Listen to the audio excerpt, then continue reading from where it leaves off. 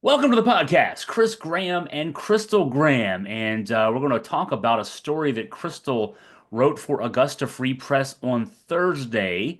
Some good sleuthing on the part of our editor here, Crystal Graham. A story, the headline: Harrisonburg, immigrants rounded up by ICE were covered in dirt, appeared scared.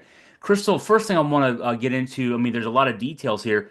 But just tell me how this story came to your attention. I think our readers would like to. There's some there. It took some work. This isn't a press release story. This is something you had to really work to find out. Yeah, well, it's one of those things, I saw details as I was scrolling through my social media, and one of the names I happened to connect with. And it did take going through a couple of additional people to be able to reach out to a source, an eyewitness who happened to be on the scene when the story unfolded in Harrisonburg. It's near where a new Sheetz is being built, exit 251 off of Interstate 81. And yeah, definitely a little bit of digging to get the interview started, but once I was able to chat with the eyewitness, I got a lot more details about what went down.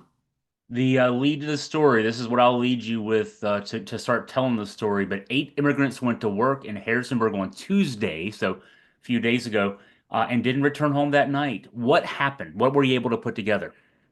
Yeah, it's really a big unknown right now where they are right now, if they're in ICE detention or elsewhere. If they will be given the right to due process, or if there's another outcome. We all know the story about a bunch of men who were rounded up and sent to El Salvador without due process. Some with it appears no criminal record whatsoever, right? So. The hard part for me, Chris, is that when you editorialize on this a little bit, is that Donald Trump, when he ran for election, said that he was going to run on sending dangerous criminals out of the country. And obviously at this point, it's if you're black or brown and you're not from here, then the message is kind of that you're not wanted here. And this is a great example of that. A van, it was a kind of a beaten up looking van, silver. It kind of had kind of the primer ish look on most of the van, and then like a burgundy door. Was traveling down Interstate 81, and a Virginia State police trooper decided to pull them over. Now, the Virginia State Police spokesperson said, pulled them over for following too closely. Being someone who covers, things of this nature, crimes, anything like that, I know oftentimes that Virginia State Police cite a reason for pulling someone over, whether it's not stopping at a stop sign but a lot of times those are people that they're likely already following, right? People that are wanted for some kind of a crime. So I did scratch my head a little bit when I saw following too closely on Interstate 81. It just seems to me more like these people were likely targeted because you have 8 Hispanic men in a work van, one who looked to be 14 or 15 years old, from the photos that I saw afterwards.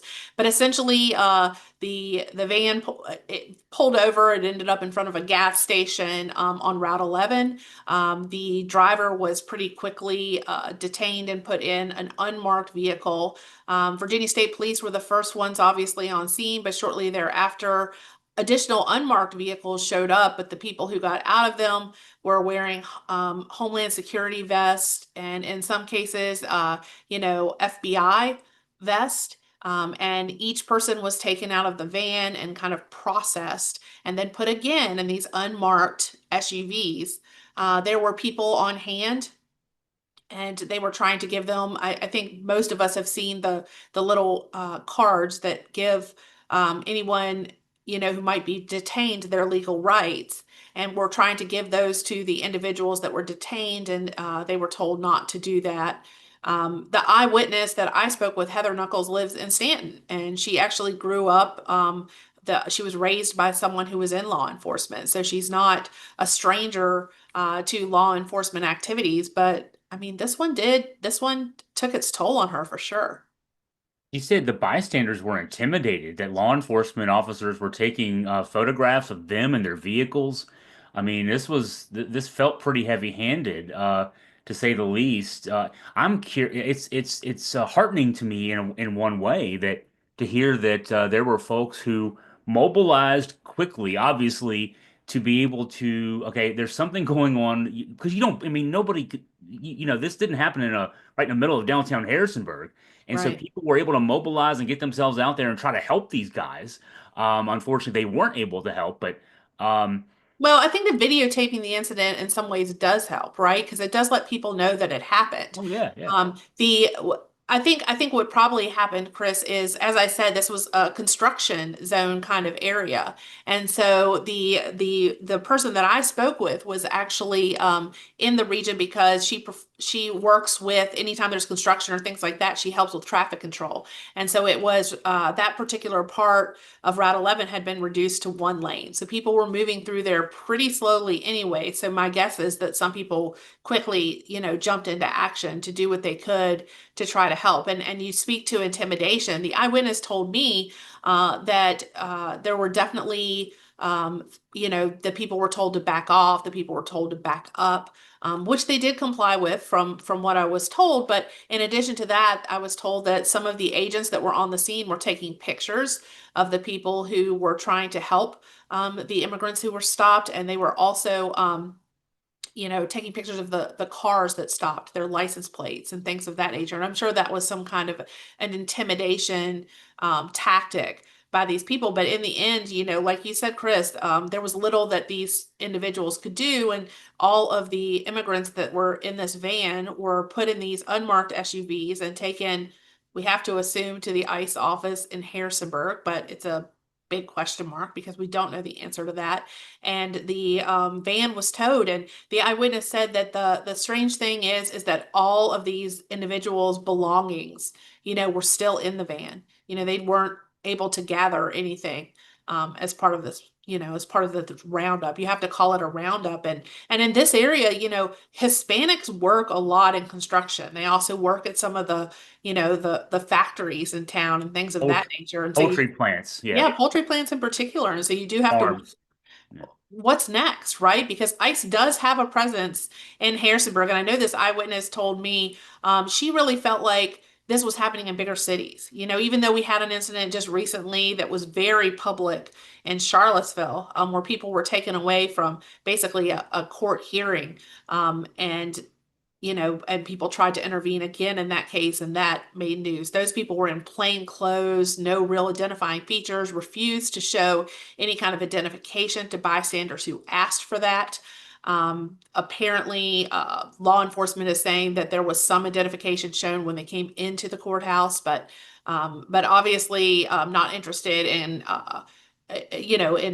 showing that kind of information to anyone else, in the courthouse that asked to see it. So, it's situations like this where you just wonder. Harrisonburg is doubling the size of its ICE office, its Homeland Security office. It was on Neff Avenue, and apparently it's now relocating across the street to double the size of it. So we have to wonder.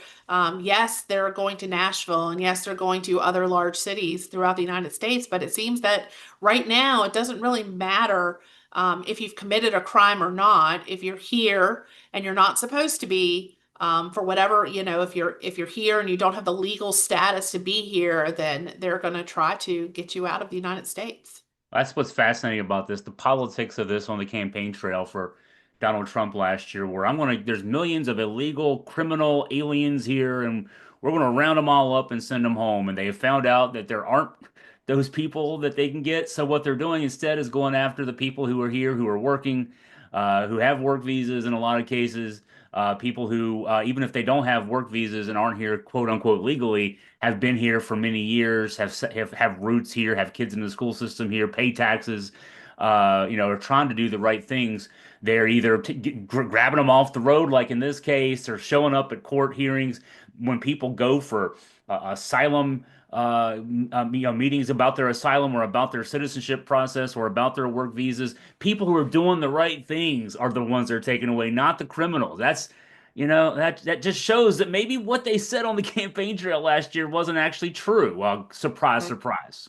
Right, but but Trump and his administration is refusing to acknowledge that. I know we know someone who worked as a third party contractor for the Department of Defense, and for one major U.S. city was asked to comply, basically to compile a list of the people who were wanted there that were illegals, and compiled that list, and it was 45 people. But when that number was presented to the public, all of a sudden it was 450 people. They literally put a zero on the numbers that he compiled. And then, of course, when these roundups are done and those numbers of people aren't being arrested, people are being fired, are being reassigned elsewhere in government because they're not bringing in the huge numbers that they're supposed to. In this case in Harrisonburg, again, it was Virginia State Police who initially pulled these individuals over, and Virginia State Police, at the direction of Virginia Governor Glenn Youngkin, are the ones who signed a cooperative agreement, pretty early on in Trump's, after Trump's inauguration, saying that they were going to work together. And this is obviously an instance where they did just that. It wasn't just that the people were pulled over and that the driver was cited, which apparently he was for following too closely. But then that call was made to ICE, Homeland Security, the FBI, and those people come quickly to the scene. Well, Crystal, it was very important that this story be told. It's commendable that you tracked it down like you did. I mean, it was already being told to a small audience there on Facebook, and I'm glad that obviously the person you reached out to eventually and got in touch with eventually, Heather Knuckles, started that. I mean, she did the important work on the scene there. She thought and got her camera out and took pictures and video and things of that nature. This process worked. I mean, people we need to hold the Trump administration accountable, and you played a important part in this. So good work, and all we can do is pledge that we'll continue to do this more in the future.